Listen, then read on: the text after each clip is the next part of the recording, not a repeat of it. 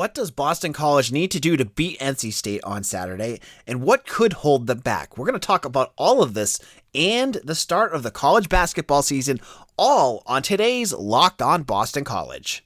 You are Locked On Boston College, your daily podcast on the Boston College Eagles, part of the Locked On Podcast Network, your team every day.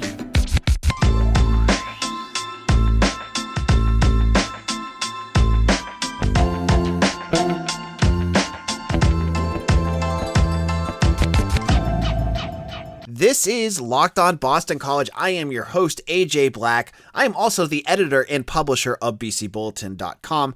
Thank you all for listening. On today's show, we're going to dive into the meat of NC State and BC. We're going to look at what Boston College has to do to win this game and what could be their downfall if they lose this game to NC State. In addition, we're going to talk about basketball too, as ACC Tip Off was just on Tuesday. But let's kick it off with football talk. That's usually what people want to talk about, so let's get into it. So Boston College and NC State, if you have not already checked it out, I was on with Kenton Gibbs of Locked On Wolfpack yesterday. We did a crossover episode. Great listen if you want to check it out. Kenton is an engaging host, and we had some really interesting conversations. He's a former NC State player. He was talking to me about that game, so check that out. But let's look at what Boston College has to do to win this. Now, if you heard me yesterday, you heard me say I think Boston College is going to win this game. And in addition, on Twitter, I saw that Ralph Russo of the Associated Press, he picked BC as his upset of the week. I also saw Bill Connolly's SP Plus also pick Boston College as their winner. So I'm not alone in thinking that Boston College is going to win this game. Now, what are they going to need to do to pull off this upset? It's only a 2 or 3 point spread, so it's not really technically a big upset, but what will they have to do? Now, on the offensive side of the ball, you're going to have to look at Dennis Grosel, because if he goes out there and turns over the ball, if he makes lots of mistakes, if he's getting himself in third and long, second and longs, it's going to be a long night for Boston College. He needs to be crisp. And I'm not asking him to go out there and throw 400, 500 yards like he did against UVA. He just needs to make manageable choices. And for Boston College to win, that means get the balls to your playmakers. Get it to Zay Flowers, get it to Jaden Williams, get it to Trey Berry, and let them do it. Don't make them run long, drawn-out plays that keeps the ball in Grosel's hands. Just do it quick. Just nice quick plays. You'll be able to move down the field and you'll be able to score. I would love to see them do that, because if he can do that, it's going to open up everything. Pat Garwell will be able to get some plays going with his legs, which will then in turn open the play action for Grosel. I like the opportunities there if Boston College on offense can just keep things nice and succinct for Dennis Grosel. Defensively, what Boston College needs to do is you can't just say blitz them, because if BC blitzes, Devin Leary, the NC State quarterback, is going to shred them. And if you just rely on pressure from the front four, they're not going to get anything done, because I don't really, unfortunately, I don't think Marcus Valdez, Shataz Salah, and the other defensive ends, Brandon Barlow, Donovan Azaraku, are able to do what they would need to do. What they need to do, what Boston College needs to do on defense, is what Jeff Hafley talked about in his press conference on Tuesday, and that is to confuse the offense. They did an excellent job of confusing DJ Uiagalelei and Connor Basilic at times against Mizzou. That's what they need to continue doing. They need to constantly shift what they're doing. They can't just stay in a base defense. They need to drop extra guys back, bring a few guys up, mix up the packages, make sure that they are constantly adjusting what they're doing to give Devin Leary new looks and try to keep him off balance.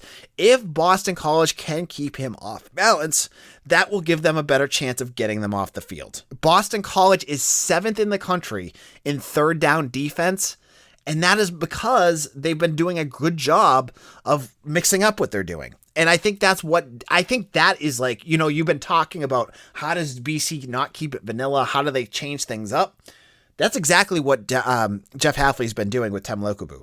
They've been mixing things up and then putting pressure on those wide receivers with those quarterbacks, because as we saw against Clemson, those cornerbacks can really cause some damage to those wide receivers, because they are physical. They are, they're flashy. They're starting to make plays, and I like the way that they look out there on the field. So I think if they could do that, On defense, that is another key for them to win. If they do that, they will win. Now, overall, and this is going to sound like a broken record because you're going to say that. You're going to, hear this over and over again. Boston College has to not have one of those screw-up games. 2 games already this year that they've had where it was just loaded with errors. The UMass game where we saw 10 penalties, the Travis Levy fumble, you saw those mistakes. And then you saw it against Clemson with 3 turnovers, 11 penalties. You cannot do this against NC State. If Boston College is going to win this game, they have to play a cleaner sheet. Now, I'm not saying that they have to not have penalties, because they're going to have penalties. It's part of the game.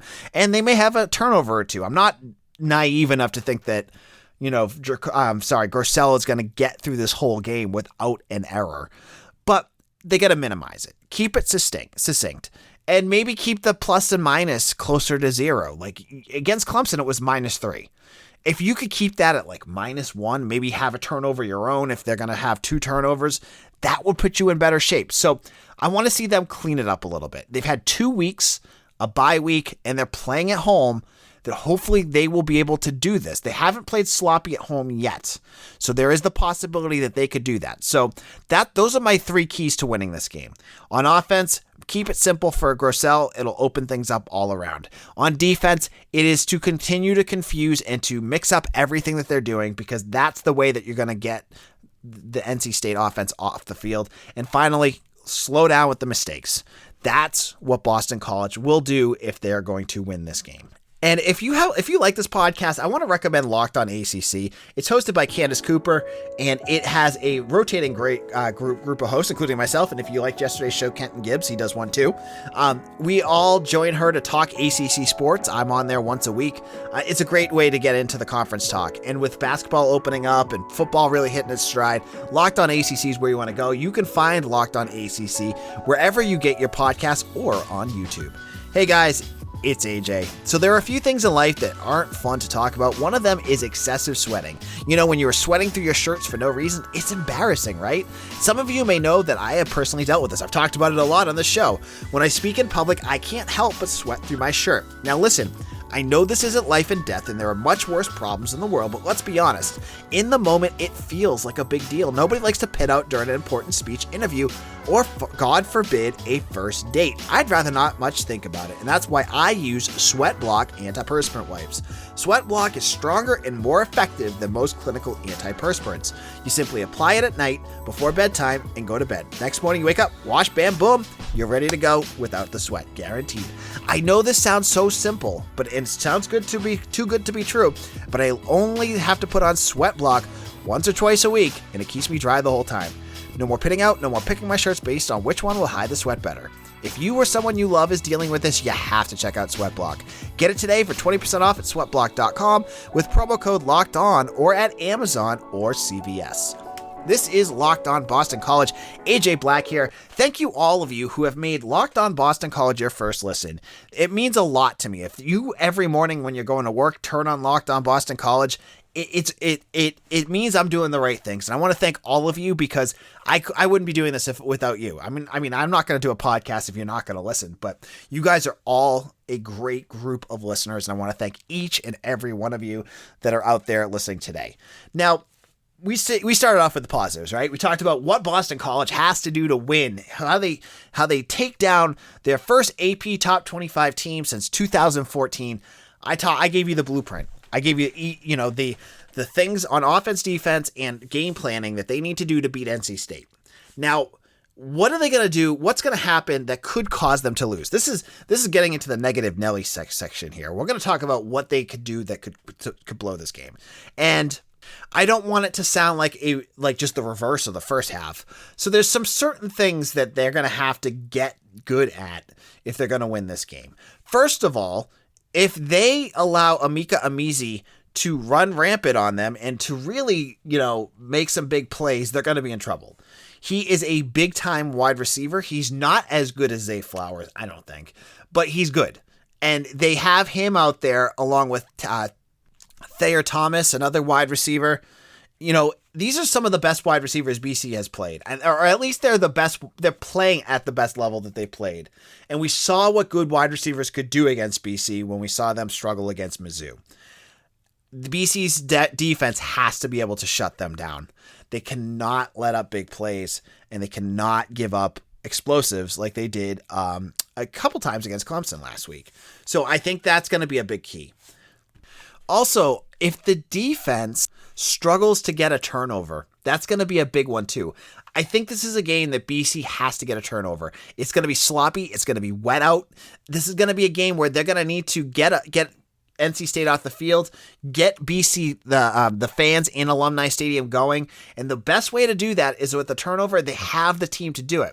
If they do not, if Devin Leary is able to move that ball effectively, if Donovan Bam Knight is able to run the ball, and he, as Kenton said yesterday, he puts the ball on the ground a lot, then BC's in trouble because NC State is too good to not try to get a turnover. You have to be able to get that ball. You have to play tough. You have to get it. So that's another key. On the offensive side of the ball, I think the 5 offensive linemen, if they are not dominating in this game, it's going to be a long game because Boston College needs to be able to run the ball. They need to be able to get Pat Garwo and Alex Singfield and Travis Levy going. And if they cannot, that's going to put more pressure on Dennis Grosel, and I do not like seeing Dennis Grosel with lots of pressure on him. So being able to win those battles up front, to be able to be the best unit out there, if Boston College is not the best unit out there against that defense, they're going to be in trouble. So the offensive line needs to play top notch. If they don't, Boston College could lose. And then finally, it's going to be the same as the first half. I don't care because it's so important. If Boston College gives second chances to NC State like they did against Mizzou with the roughing the passer, they've done these types of things before. If they're playing recklessly and they make dumb mistakes, they're going to let NC State win. BC has to play good football. The penalties need to be reasonable. The bad choices by Dennis Grosel need to be reasonable. And some of those catastrophic mistakes that they have made, like, when Travis Levy fumbles the ball, or, there's something happening on special teams. Those things cannot happen. They cannot happen. And if they do, you have to be able to figure out a way to kind of counteract that with a big play on your own. Because BC needs to play a good football game or they will lose. And we've seen 2 halves of BC in different games, right? You saw them play sloppy against Clemson. You saw them play sloppy against UMass. But you've seen them play crisp football, too, against Temple, against Mizzou for the most part. I'm not talking about their defense. I'm just saying, without the huge mistakes. They need to continue doing that. NC State is the best team Boston College has played so far. I'm not saying they're better than Clemson. They are better than Clemson. Devin Leary right now is a better quarterback, and top to bottom, they are in much better shape than Clemson. So BC has to play the best. And on tomorrow's show, I will talk with Eric Hofsis, and I will give you my prediction. I gave you one yesterday, but I'll dive into why I think Boston College will win this game. But as I just said, there's a bunch of different things that if Boston College doesn't get it right, if Halfley hasn't driven it home to his team, they're going to lose. So you need to see the right things happening. And I think it's going to be a fun game. I think that's the best part is anything could happen. Anyone could win this game. Anyone could walk out of Alumni Stadium the winner. If Boston College does their things right, this could be a humongous win for the program, and we'll have to wait to Saturday to see. Now, in our final segment, we're going to jump over to basketball. It would be unwise of me not to bring up basketball because they had a really interesting ACC Tip Off on Tuesday, and we got to hear from Earl Grant and Brevin Galloway and Mekhi Ashton Langford. So we'll talk about them in just a moment. But before we do that, let's chat about Rock Auto. Are you in the business of doing auto work on your auto or car? With the ever-increasing numbers of makes and models, it's now impossible for your local chain auto parts store to stock all the parts you need. Why endure often pointless or seemingly intimidating questions? And wait while the person behind the counter orders the parts for their computer, choosing the only brand their warehouse seems to carry. You have computers with access to rockauto.com, and it's in your pocket. So head on over to rockauto.com. You'll save money. Why spend 30, 50, or even 100% more when you can go to rockauto.com right now and save. They're a family business serving do-it-yourselfers for over 20 years. Rock Auto prices are reliably low for every customer. They have everything you could need, whether it's brake parts, tail lamps, motor oil, or even new carpet. Just head on over, check out their easy-to-use website, and when you do, make sure to put Locked On in their How'd You Hear About Us box so they know we sent you. Amazing selection, reliably low prices, all the parts your car will ever need. RockAuto.com. We're back and better than ever, and all eyes are on the gridiron as teams are back for another season of football. And as always, BetOnline is your number one spot for all the pro and college football action this season. With a new updated site and interface, even more odds, props, and contests, BetOnline continues to be the number one source for everything football. Head to the website or use your mobile device to sign up today to receive your 50% welcome bonus on your first deposit. And don't forget to use promo code LOCKEDON to receive that bonus. From football, basketball, boxing, right to your favorite Vegas casino games, don't wait to take advantage of all the amazing offers available for the 21 season. BetOnline is the easiest and fastest way to bet on all your favorite sports. Head on over to BetOnline, where the game starts. This is Locked On Boston College. AJ Black here. We are taking a little step away from the football game. We've talked about them for every segment this week to talk a little bit about basketball, because basketball had their ACC Tip Off this week. And it's not just men's basketball. Women's basketball had it too. So on Tuesday, men's basketball with new head coach Earl Grant, transfer guard Brevin Galloway, and Mekhi Ashton Langford headed down to ACC Tip Off to talk about the BC basketball season and to give a little bit of an update on where the year is at. I thought it was really interesting to hear where Earl Grant sees BC. Now, he brought up BC's history, which I thought was really interesting. You know, he talked about all the Elite Eights that they made and Sweet 16s and all the tournaments that they made, and that it's a privilege to get back to a school like Boston College where he could do those types of things, like get BC back to their glory days, back to where they were. Now, he was realistic. I liked how he said that it's not going to be something that's going to happen immediately, that it's a process. He's building men, he's building a team, he's building a culture, and it's going to take some time, but he thinks it's going to happen. And you could see from Brevin Galloway and Mekhi Ashton Langford that they're buying in too. And how is Earl Grant going to do this? It's by doing the little things. I keep thinking when I hear him talk, he reminds me so much of Al Skinner that I think that's exciting for the future of BC basketball.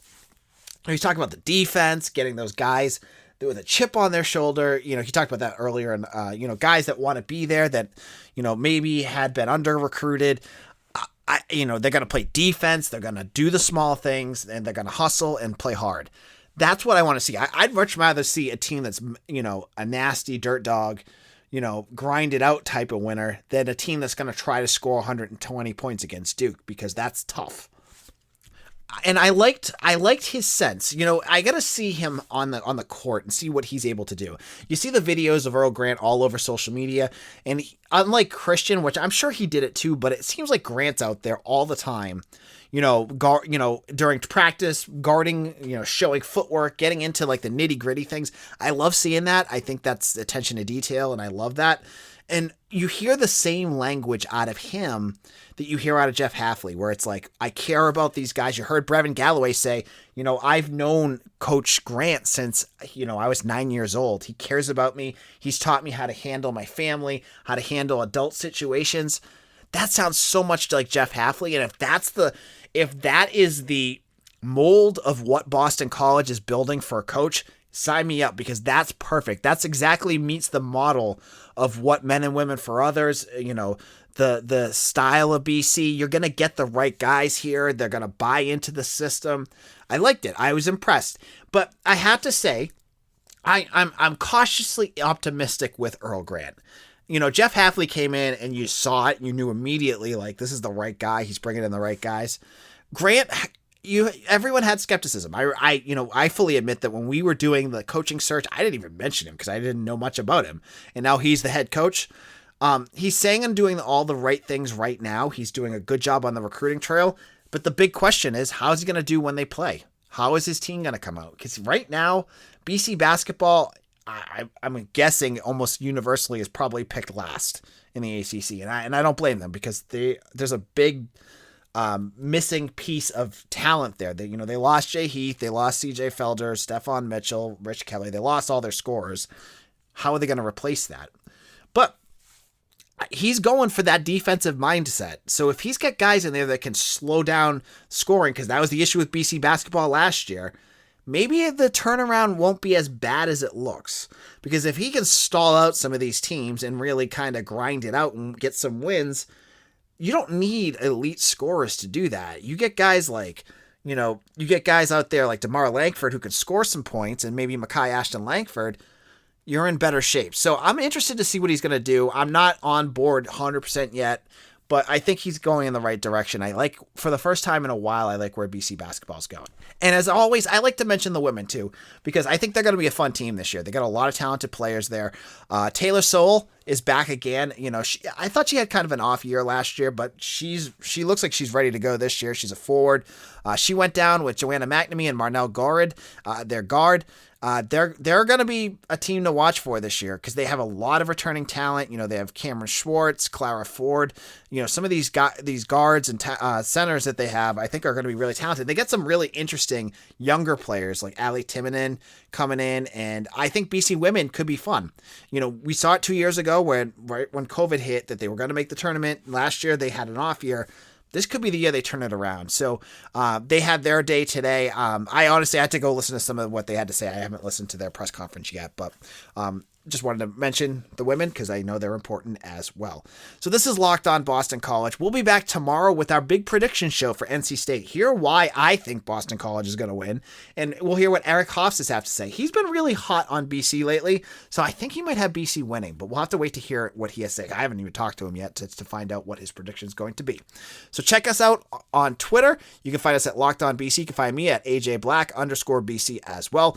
And I am the editor and publisher of BC Bulletin. Make sure you bookmark that page and check out all of our work there as well. Hope you all have a great Thursday, and we'll see you all again soon. Take care, everyone.